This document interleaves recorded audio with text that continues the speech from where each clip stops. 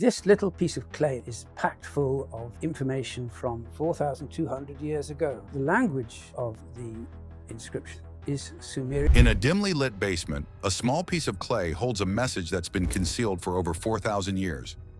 This seemingly insignificant artifact is inscribed with the Sumerian language. Sumerian tablets are probably one of the oldest form of written record that we have. One of humanity's earliest written forms. For centuries, the mysteries of the Sumerians, the world's first civilization, have intrigued scholars and archaeologists. Their clay tablets, etched with wedge-shaped symbols, are the gateway to understanding their world. However, what we think we know about this ancient society may be far from the truth. The scholar who defined Sumerian history, Samuel Noah Kramer, single-handedly taught the modern world about ancient Sumer. For over 50 years, his translations of Sumerian texts were considered the ultimate authority. Kramer's groundbreaking work gave us the first recorded love song, the first legal code, and the first school system. He was the voice that shaped how we viewed humanity's earliest civilization. But as he neared the end of his life, in a moment of intense self-reflection, Kramer revealed something shocking. As he sat in the University of Pennsylvania's basement, surrounded by tablets older than the Bible, he declared, "Before I die, please listen. We have gotten this wrong. Not the details, the whole framework." Sumerian literature consists, we now know after many, many years of research by numerous scholars, including myself. He was about to expose a truth that would challenge everything we thought we knew about our origins. Decoding the dead language. Sumerian, when Kramer first began his journey in the 1920s, was a dead language. There were no guides, no dictionaries, and no living speakers.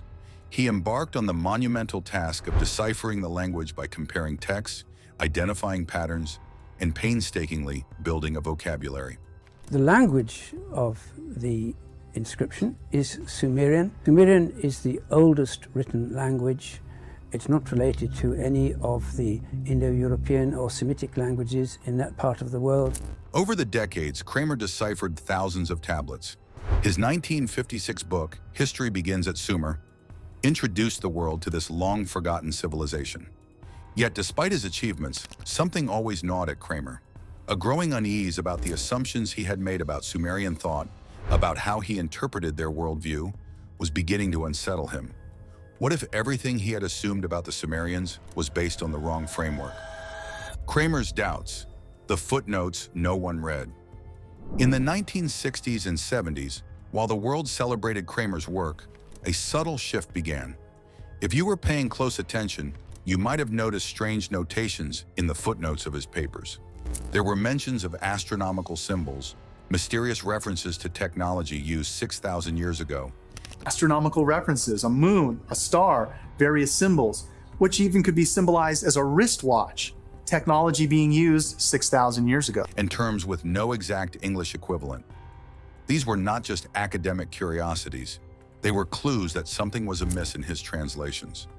As the years passed, the footnotes became more frequent, and Kramer's doubts became harder to ignore. By the 1980s, Kramer openly admitted that the more he studied the Sumerian texts, the less certain he became about their true meaning. His colleagues dismissed him, attributing his doubts to age and too many years spent surrounded by clay dust. But Kramer was grappling with a much deeper problem, the crisis of consciousness. Kramer's breakthrough came when he noticed something fundamental about the Sumerian language. There was no word for religion, as we understand it, no distinction between the natural and the supernatural, and no concept of miracles. The Sumerians didn't separate the sacred from the secular. They saw reality differently. The term we translate as God didn't mean a deity in the traditional sense. Instead, it referred to something closer to great power or cosmic principle.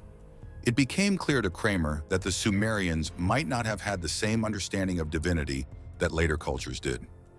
In a shocking revelation, Kramer admitted, "When I translate a Sumerian text about the creation of the world, I use words like creation and world. But I am no longer convinced the Sumerians had anything like our concept of creation or our concept of world." His mind had shifted, and he was seeing these ancient texts in a completely different light. The tablet that broke him. Kramer's most significant revelation came when he revisited a tablet from Nippur, dated to around 2100 BCE. In the 1940s, he had translated it as a dialogue between a god and a human about the nature of knowledge and the origin of civilization. At the time, it fit perfectly with the established narrative. The gods bestowed civilization upon primitive humans.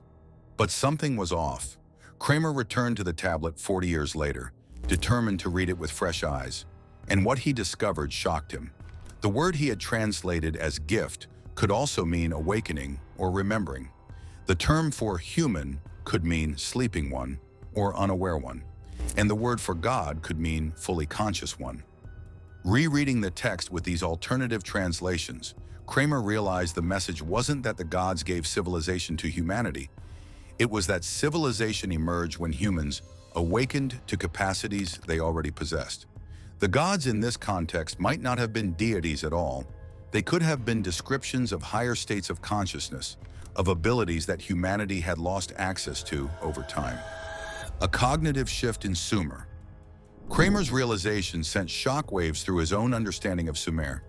He had spent his entire career translating these ancient texts through the lens of modern thought, imposing contemporary categories onto a civilization that thought in fundamentally different ways. He noticed that as Sumer's civilization declined, something more than just political decay was happening. The quality of the writing from the final centuries of Sumer changed, becoming more concrete, practical, and less concerned with cosmic principles. It was as though the consciousness that had made early Sumer possible was fading, and the later Sumerians no longer understood the texts of their ancestors. The collapse of Sumer, a consciousness event. The traditional interpretation of Sumer's collapse is that it was simply a political event, an empire that eventually fell, as all civilizations do.